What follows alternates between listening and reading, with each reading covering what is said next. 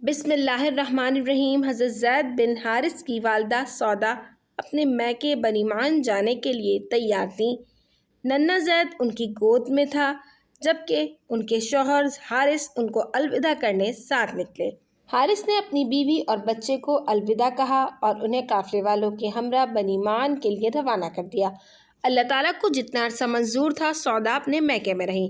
اچانک ایک روز بنیمان کے ڈیرے پر کسی غارت گر قبیلے نے ہلہ بول دیا، بنیمان کو بھگا دیا اور جن کو قیدی بنایا ان میں ایک بچہ زید بن حارثہ بھی تھا۔ اس کے بعد ماں بچے کے بغیر اکیلی خاوند کے گھر پہنچی۔ خاوند نے یہ حواس شکن خبر سنی تو بے ہوش ہو کر گر پڑے۔ ہوش میں آئے تو کسی بھی چیز کی پرواہ کیے بغیر اپنے بیٹے کی تلاش میں اکیلے ہی نکل پڑے۔ راستے میں وہ بڑے دردناک اشعار کہتے جس میں کہتے میں زید پر آنسو بہا رہا ہوں اور مجھے نہیں معلوم اس کا کیا بنا۔ اگر وہ زندہ ہو تو اس کی واپسی کی امید رکھی جائے، اگر معاملہ دوسرا ہے اور وہ زندگی کھو بیٹھا ہے تو صبر کیا جائے۔ اللہ کی قسم میں نہیں جانتا، میں تو بس پوچھتا ہوں کہ تجھے زمین نگل گئی یا پہاڑ کھا گئے۔ غارت گر قبیلے نے بنیمان پر غلبہ پا لیا اور ان کے قیدیوں کو لے جا کر بازار عکاظ میں فروخت کر دیا۔ یہ بچہ زید بن حارث حکیم بن حزام کے ہاتھ لگ گیا۔ انہوں نے اسے اپنی پھوپھی جناب خدیجہ رضی اللہ تعالیٰ عنہ کو ہدیہ دینے کے لیے 400 درہم میں خرید لیا۔ حضرت خدیجہ رضی اللہ تعالیٰ عنہ نے رسول اللہ صلی اللہ علیہ وآلہ وسلم سے شادی کے بعد اپنا خادم زید آپ صلی اللہ علیہ وآلہ وسلم کو ہبہ کر دیا۔ آپ صلی اللہ علیہ وآلہ وسلم نے بخوشی سے قبول کیا اور اسی وقت آزاد کر دیا اور اس سے بھرپور محبت و شفقت فرمائی، اس کا خیال رکھا اور بہترین نگرانی کی۔ اللہ کا کرنا ایسا ہوا کہ ایک بار حج کے موقع پر زید کو مکہ میں اپنے باپ حارث کے گاؤں کا ایک وفد ملا۔ انہوں نے آپ رضی اللہ تعالیٰ عنہ سے والدین کی تکلیف کے بارے میں بتایا۔ آپ رضی اللہ تعالیٰ عنہ نے والدین کو سلام و آداب بھیجے اور اپنی قوم کے لوگوں سے کہا میرے باپ کو بتانا میں یہاں ایک بہترین باپ کے پاس ہوں۔ باپ کو بیٹے کے ٹھکانے کی خبر ہونے کی دیر تھی، وہ اسی وقت عازم سفر ہو گئے۔ ساتھ ان کا بھائی بھی تھا۔ مکہ میں داخل ہوئے تو صادق و امین محمد کے بارے میں پوچھتے پچھاتے رسول اللہ کے پاس پہنچ گئے۔ جب آپ صلی اللہ علیہ وسلم سے ملاقات کی تو کہنے لگے، اے عبد المطلب کے سپوت، اے قوم کے سردار، تم اہل حرم ہو، تم غلاموں کو آزاد کر دیتے ہو، قیدیوں کو کھلاتے پلاتے ہو۔ ہم تمہارے پاس اپنے بیٹے کے سلسلے میں آئے ہیں، ہم پر احسان کرو اور مناسب فدیہ لے کر اسے چھوڑ دو۔ رسول اللہ صلی اللہ علیہ وآلہ وسلم اپنے ساتھ حضرت زید کے تعلق سے باخبر تھے، لیکن ان کے باپ کا حق کبھی اندازہ کر رہے تھے۔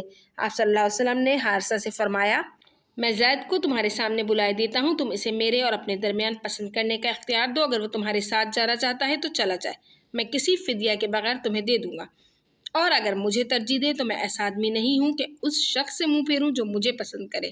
یہ سن کر حارثہ کا چہرہ چمک اٹھا کیونکہ اسے اس قدر دریا دلی کا اندازہ نہ تھا۔ کہنے لگا، تم نے انصاف کیا ہے، بلکہ ہم سے تو انصاف سے بڑھ کر معاملہ کیا ہے۔ اب نبی صلی اللہ علیہ وآلہ وسلم نے حضرت زید کو بلایا۔ زید رضی اللہ تعالیٰ عنہ آئے تو آپ صلی اللہ علیہ وسلم نے پوچھا، کیا تم ان آدمیوں کو جانتے ہو؟ حضرت زید نے کہا، ہاں، یہ میرے باپ اور یہ میرے چچا ہیں۔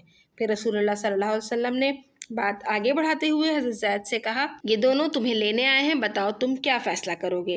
حضرت زید رضی اللہ تعالیٰ عنہ نے بغیر کسی توقف کے جواب دیا کہ میں تو آپ صلی اللہ علیہ وآلہ وسلم کو چھوڑ کر کہیں بھی نہیں جاؤں گا، آپ ہی میرے باپ ہیں اور آپ صلی اللہ علیہ وآلہ وسلم ہی میرے چچا ہیں۔ حضرت زید رضی اللہ تعالیٰ عنہ کے والد نے یہ سنا تو حضرت زید رضی اللہ تعالیٰ عنہ کو ڈانٹ کر کہا، زید ہلاک ہو جاؤ، کیا تم اپنے باپ اور چچا کے مقابلے میں غلامی کو پسند کرو گے؟ حضرت زید نے جواب دیا، میں نے اس شخص میں کچھ اور ہی دیکھا ہے، میں کبھی بھی اس سے جدا نہیں ہو سکتا۔ نبی کریم صلی اللہ علیہ وآلہ وسلم نے حضرت زید کا یہ جواب سنا تو انہیں ہاتھ پکڑ کر صحن کعبہ میں لے گئے جہاں قریش جمع تھے۔ آپ صلی اللہ علیہ وسلم نے وہاں اعلان کیا، لوگوں گواہ رہو، زید میرا بیٹا ہے، یہ میرا وارث ہوگا اور میں اس کا وارث ہوں۔ حارثہ کا دل خوشی سے باغ باغ ہو گیا۔ باپ اور چچا واپس اپنی قوم میں چلے گئے۔ وہ اپنے اس بیٹے کے بارے میں ذرا پریشان نہیں ہوتے تھے جس کو مکہ میں ایک سردار کی حیثیت سے چھوڑ کر جا رہے تھے۔ آپ صلی اللہ علیہ وآلہ وسلم بھی حضرت زید رضی اللہ تعالیٰ عنہ سے بے انتہا محبت کرتے تھے۔ حضرت زید رضی اللہ تعالیٰ عنہ کسی سفر پر چلے جاتے تو آپ صلی اللہ علیہ وسلم ان کی واپسی کا انتظار کرتے۔ حضرت عائشہ کہتی ہیں، ایک مرتبہ حضرت زید بن حارث رضی اللہ تعالیٰ عنہ کسی سفر سے مدینہ واپس آئے۔ آپ صلی اللہ علیہ وآلہ وسلم نے جلدی سے دروازہ کھولا، جا کر بغل گیر ہوئے حضرت زید رضی اللہ تعالیٰ عنہ کو چومنے لگے۔ جب آپ صلی اللہ علیہ وسلم نے اپنے رسالت کا اعلان کیا تو حضرت زید بن حارث دوسرے شخص تھے جو ایمان لے کر آ گئے۔ سیدہ عائشہ رضی اللہ تعالیٰ عنہ فرماتی ہیں رسول اللہ صلی اللہ علیہ وسلم نے جب بھی زید بن حارثہ کو کسی لشکر کے ساتھ بھیجا تو انہیں اس لشکر کا امیر بنا کر بھیجا۔ اگر وہ زندہ ہوتے تو آپ صلی اللہ علیہ وسلم اپنے بعد بھی ان کو امیر بنانے کی وصیت کر جاتے۔